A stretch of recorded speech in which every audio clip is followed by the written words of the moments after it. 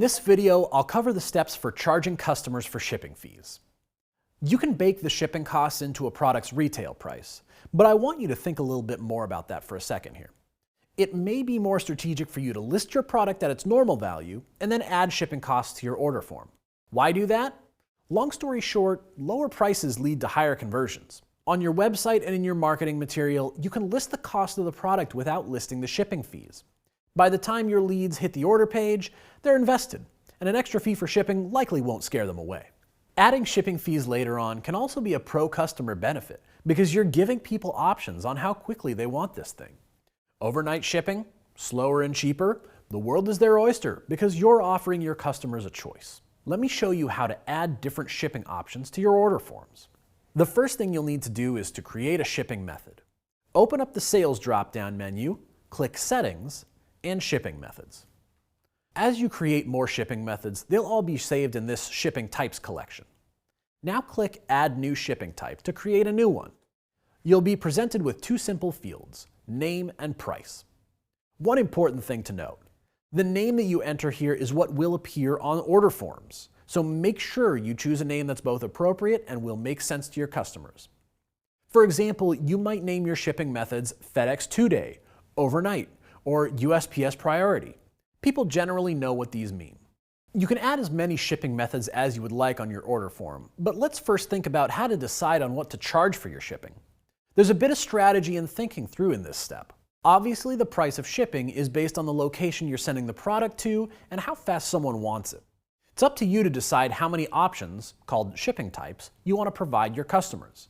But it's not just about them. It's also about you and your bottom line. It's important that you're collecting the right amount of money to cover your own costs for shipping each item to wherever your customers live. This is easy to understand if you consider a pretty broad way to break down your shipping prices, domestic versus international shipments. Let's say your business is located in Montana. At a minimum, it makes sense to have these as two shipping types so that you can charge more for shipping overseas and less for sending stuff a shorter distance. And your customers will expect this too. To pay, say, $5 to send their stuff to Colorado, or $20 to send it to Sweden. That just makes good sense. But you may also want to get a bit more granular and create more shipping options that accurately reflect what you have to pay for shipping. I mean, it doesn't really cost exactly $5 for you, the seller, to ship your products to Colorado versus Massachusetts versus Hawaii. For you in Montana, it's cheapest to send them off to Colorado for, say, $3 a pop. And it's a bit more expensive to Massachusetts for, say, $6, and a lot more to send it to Hawaii for maybe $12. On average, shipping across the 48 states might cost about $5, but there's clearly a jump for Hawaii. You could set up shipping by region, such as charging one rate to deliver to the 48 contiguous states and another for delivery to Alaska or Hawaii. So at this point, you'd have an international rate of $20, a flat rate of $5 for all states except Alaska and Hawaii, and Alaska and Hawaii rate as $12. The next thing to consider is providing customers some flexibility on delivery speed. Think expedited shipping, overnight, and so on. So you'll tack on an additional $10, say, for just the expedited shipping. Just make sure that you've researched these fees and prices accordingly. Remember to click Save to add each of your shipping types to your collection. Now that you've built your shipping methods, it's time to add them to your order forms. Navigate to your order page and open it up. Locate your order summary element. If you don't have an order summary element, you'll need to add one. As much as I'd love to talk about building order forms, we already have a whole lesson on that called Creating Order Forms. So if you need to, go check out that video and then come back to this one. Click the Add or Edit Product button from your order summary to edit your product's settings. Then mouse over your product line that you want to include shipping on, and then mouse over the gear icon to the right side. Then click Add to Shipping and Packing Slip. You'll see in the lower right a section labeled Shipping. Click Add, and then select a shipping type that you want to add to this order form. Repeat this step for each of your shipping types. Remember, you should definitely have more than one. Now that you've added your shipping options, decide if you need to add any shipping conditions. These will automatically restrict a customer's options for shipping types based on the conditions set. For example, if there were conditions around location, customers would only see shipping options available for the location they entered on the order form. Using shipping conditions prevents someone from Alaska from being able to select your local shipping option instead of their more expensive shipping.